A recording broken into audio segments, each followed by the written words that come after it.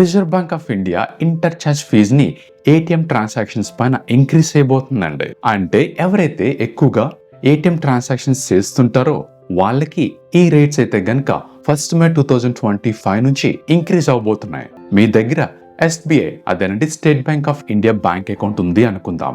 ఆ debit card మీ దగ్గర ఉంది. కాకపోతే మీరు ఇప్పుడు హెచ్డిఎఫ్సి బ్యాంక్ వెళ్ళి మీరు క్యాష్ విత్డ్రా చేశారు అనుకుందాం.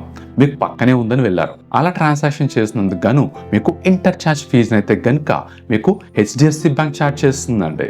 మరి ఇవి ఫ్రీగా కాదా అండి? ఈ ఇంటర్చార్జ్ ఫీజు అయితే గనుక అప్ టు మీకు 3 ట్రాన్సాక్షన్స్ వరకు, అంటే మీరు 3 క్యాష్ విత్డ్రాల్స్ వరకు కూడా మీకు ఫ్రీ అనండి. అదే 4th ట్రాన్సాక్షన్ నుంచి అయితే గనుక మీరు ఇలా ఎస్బీఐ కస్టమర్ అయ్యుండి హెచ్డిఎఫ్సిలో క్యాష్ విత్డ్రా చేస్తే గనుక అక్కడి నుంచి మీకు ఛార్జెస్ అయితే పడతాయి. మరి ఇది ఎంత ఛార్జ్ చేస్తారండి అంటే జనరల్ గా ఈ 1 May 2025 నుంచి మీరు ఫ్రీ లిమిట్ క్రాస్ చేస్తే గనుక, అది ఇప్పుడు చెప్పాను కదండి, 3 ట్రాన్సాక్షన్స్ దాటితే గనుక మీకు ఛార్జెస్ పడతాయి.